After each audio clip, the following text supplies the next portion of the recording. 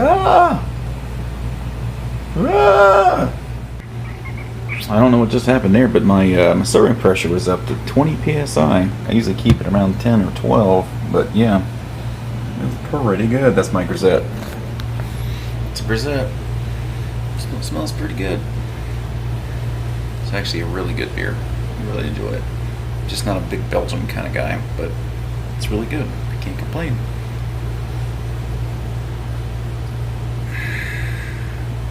It's just light and clean, crisp. It's pretty good. It's Tuesday night, so tomorrow's Homebrew Wednesday. Okay, so we'll look at that. We'll looky there. Cold crashing. Pretty neat, right? Pretty. Oh, one thing that I got last week was this 3-gallon keg. Brand new. Brand spanking new. $64. Anyway, we'll talk about what have I been up to? Not much. Yeah, last Thursday, I went back to the bottle shop not too far from work, and I bought some more bottle caps. Bought another 144 pack of bottle caps. So did all that, and they got that single 3-gallon keg. So everything's 50% off. So I asked the lady at the checkout, and basically they don't have anyone to run the homebrew part of the business, so they're just gonna sell everything off and use it for more bottle space probably. So anyway, so everything's 50% off, so I got that for $60, $64. So yeah, I can't complain. I paid almost $60 for the used pin lock that I've got by the time I converted it over to a ball lock and bought the new lid with the pressure relief valve in it. I've got over $60 in it, so yeah, not gonna complain. But that's probably what I'll do. It's probably next time I fill the barrel, after I let it sit for whatever time period, I'll probably rack into those 2 3-gallon kegs. So then, because I've yet to fill up a 5-gallon and 3-gallon, so I don't have enough volume in there. It should be, I think that's an 8-gallon keg, and I'm not getting 8 gallons out of it. When I dump it, there's not much in there. So is it truly 8 gallons? I would say it's not true 8 gallons, but anyway. I know I can get 2 3-gallon kegs out of it, and that'd be plenty. Really.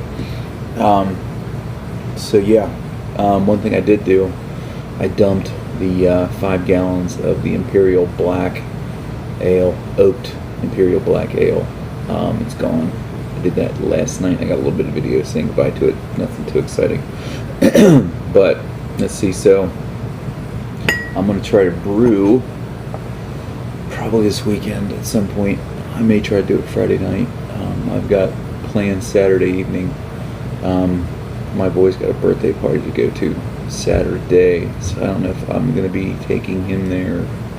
My wife will be taking him there, but anyway, got that done. Then I've got a nephew has a birthday party Sunday, so I really don't want to brew Monday. I want to just kind of sit on my ass and do nothing Monday. But this is for the there's a hop malt experiment that Mike Dean's putting together. So this is that. So what I'm doing is Mike's malt bill. So it's basically his old school IPA malt bill, which is about 13.5 pounds of 2-row. Then what is it? 9.5 ounces of Crystal 30. So yeah, I've got that done. One thing I've done, which I'm probably gonna fuck myself. I'm probably gonna really give it to myself. I've got the new grain mill, so I've got my gap set a little bit closer than what I did on the old mill. So I've changed my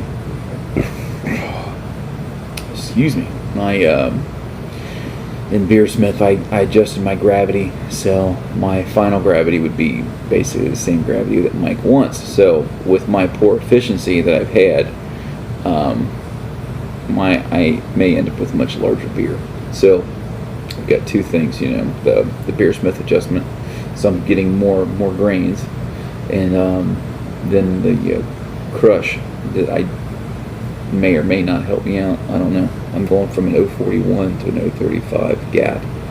So, 6 thousandths. I don't know. We'll see what happens. But anyway. So that's that. I need to get the beer. I need to get that beer out of the fermenter, kegged. Get it on. I may try to do that tomorrow night. Maybe Friday. I don't know. But anyway, that needs to get out so I can get this new beer in there. So yeah, I need to get some bottles put together because I owe Wrecked Brewer, I owe him beers. I owe Brad and Nate Pico beers. And also, once I get this experimental beer done, I'm sure I'll want to ship out some beers, extra beers to Mike, other than just the comp beers, but the experimental beers. So you may say, hey Wally, what are you doing for your experimental beers? So my hops are going to be Newport for bittering. Brew 1 is going to be the boil editions. Then I'm going to go old school with Simcoe for the Whirlpool and dry hop. So that's basically the premise of the whole thing is 2 malts, 2 hops. Well, 2 malts, 3 hops. Old school and new school. So for me, that's how I'm interpreting. So I'm going to do a new school Brew 1 for the bittering, then Simcoe for the old school. We're going to see that pairing. The boil edition, meaning the 60-minute bittering edition, that doesn't really add a whole lot of flavor to a beer. So we can bitter with what we want. I usually bitter with Galena. That's my personal favorite. I think it's a nice smooth bittering. It's not harsh. I've never had a beer that's just like bite your tongue harsh. But that could be a water chemistry thing too. So, but I got an ounce of Newport. I got that last year at NHC in Minneapolis. So it's kind of hanging out there. So I had to buy an additional ounce to reach my bittering edition that I need. See, final edition is final IBUs are going to be 82. So that's any combination of the hops that you want to get, so you can get the 82. So I'm doing a 60-minute, let's see, a 10-minute, a 5-minute, and a Whirlpool. So I'm going to try to get a lot of the Brew 1 in there, this flavor hops, and not just do a big 10-minute, not do a big 15-minute or a big Whirlpool. It's going to be a big Whirlpool. But once you get your Whirlpool down below a certain temperature, it's the IBU effects are negligible, right? So anyway, so they say, experts, not me. I'm not an expert, but anyway. All right, that's where I'm at. I feel like I'm rambled on about nothing for a long time. So yeah. So I got a new keg. I'm